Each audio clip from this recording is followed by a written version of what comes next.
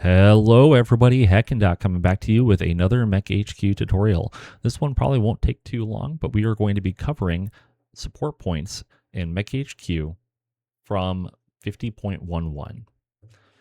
Support points are utilized during contracts for a variety of things, so we're going to go through how the maximum number of support points is determined, how support points are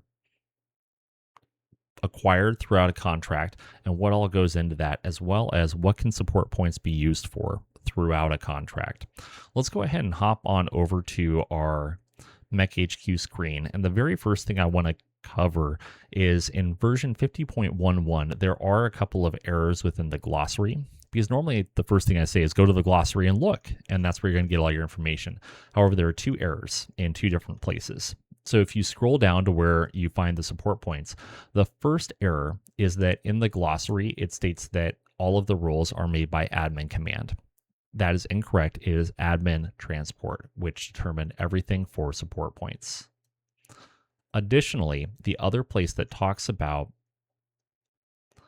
support points is within the new and returning player guide. If you open that up, and you go all the way down to around page 56 or 57, which I just went way too far, you'll be in the realm of StratCon, and you will see that it covers support points.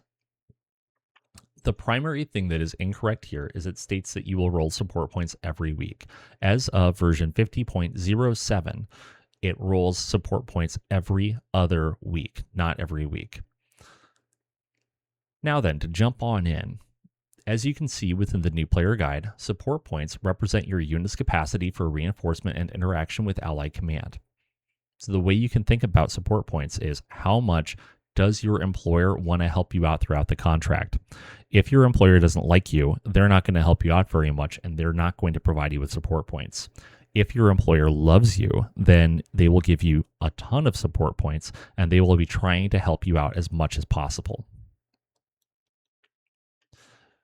So the things that go into support points and how much you can have in terms of the maximum number of support points.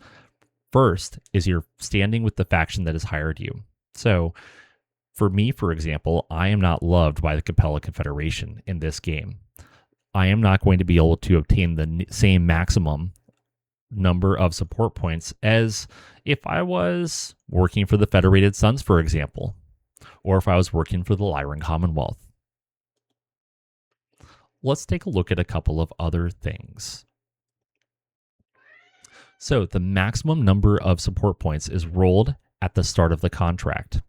Again, this is determined by the faction standing of your employer with your company, as well as your admin transport and how well they negotiate. So how well do they roll? If you have some very highly skilled admin transports and they make very good rolls, then it's possible that you may have a significant number of support points available to you. Then, every other week after the start of your contract, your admin transports will make rolls to determine if you get additional support points up to the maximum that was determined at the start of the contract. These rolls will start with your most skilled admin transport and work down the list to the least skilled admin transport. They will stop rolling once you have either reached the maximum number of support points for the contract, or you no longer have any admin transports available to make any rolls. What all can you use support points for? Well, support points can be utilized for reinforcing units, mercenary auctions, as well as very rarely Ronin mech warriors that are coming with potentially special abilities or their own mechs that can be purchased utilizing support units. Let's go ahead and take a look at one of these. So mercenary auctions. As you can see on the screen, this is a pop-up that would generate on the first of the month when everything else for a contract typically happens. This is an auction that takes place where instead of paying C-bills for a unit, you will be able to use your support points in order to purchase a unit. This can be very valuable if perhaps you're very short on funds, but you're for some reason swimming in C-bills, or on those contracts where maybe you're doing a garrison contract and it's currently peaceful. You have nothing to do for a month or 2 or 3, and there's no way for you to use your support points. As you can see, there is a minimum bid. In this case, it is 1. Other times, it may be 2 or 3. If the minimum bid is anything more than 1, then the rate at which your support points will increase is multiplied by the minimum bid. So if the minimum bid is 2, then the next bid will be 4, 6, so on. And each one of those increases your chance of winning the bid by approximately 20%. If it doesn't succeed, you get all of your support points back. Whoops. This is being made very hard because my cat is attacking my arm. So then the other thing that we will need to talk about is how do you generate support points?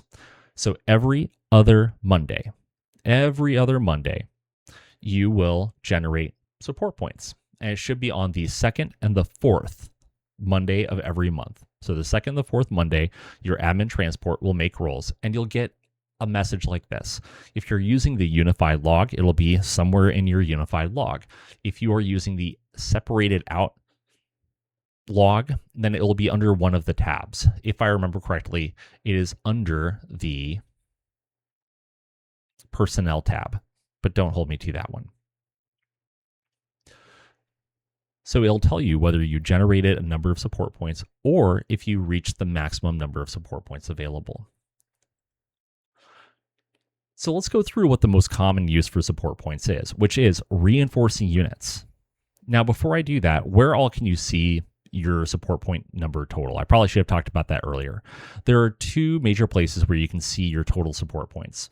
One is in the briefing room. In the bottom left corner of that summary, you'll see support points. So in this particular campaign, we have 7 support points. The other location, if you are playing with StratCon, base StratCon with the area of operations map, you can also see it on the area of operations map in that top right corner with all of the other information. Again, we have 7 support points. To use support points in order to reinforce a unit, first of all, you need to have the number of units required in order to reinforce. So we are going to use this hostile artillery base as an example. We'll go ahead and deploy our frontline lance.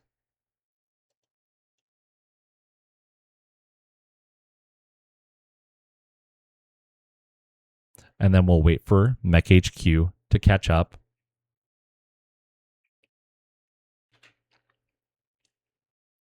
Then we'll go ahead and skip through the scenario setup wizard. Now we'll have our mission within our scenario list. From here, you can right click, deploy, and I have Baker Lance, which I would like to reinforce. It's a maneuver lance, which means it's going to get an advantage on any kind of reinforcement checks. So we'll select it and we'll hit commit. Then you'll get a pop-up that looks a lot like this. You're going to see a base number, an administration skill, which is you can see a lot of the information down here, but the administration skill is the skill of your administrators, which can further reduce or increase what that target number might be. Your enemy morale, which will also play into this, enemy skill modifier, liaison command rights, and then additional support points. So it's going to give you a base target number. In order to reinforce, the minimum number of support points that you need is 1. You are automatically using 1 support point in order to reinforce. However, you can use additional support points to decrease your target number. So if I increase by 1, my target number goes to 4. If I do a total of 2 additional support points, which means I am spending 3 support points, then the target number is 2. From there, you have 2 options. You can either reinforce, which means that the rate at which your units will arrive at the battle is determined by the movement speed of your slowest mech in that unit. If you want to know more information, head on over to the Total War Sourcebook, and I believe that the information is there.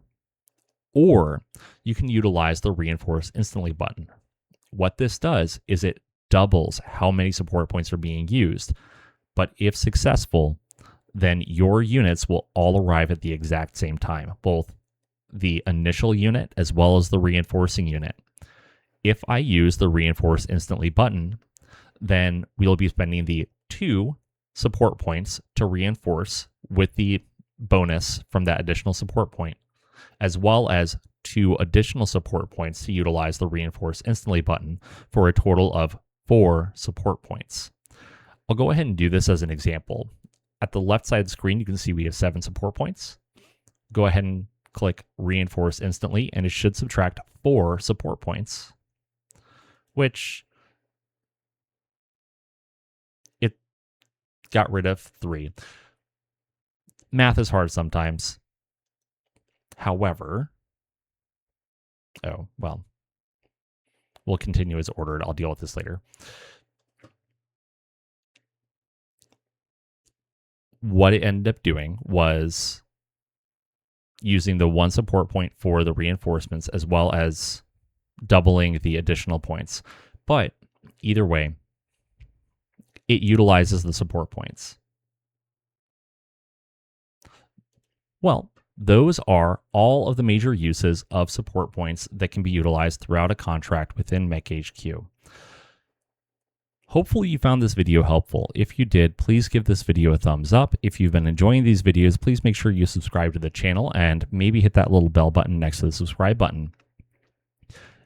If you're watching this on the day that this video came out, join us over on twitch.tv/HackandDoc and join us for a live stream tonight at 8 p.m. Central.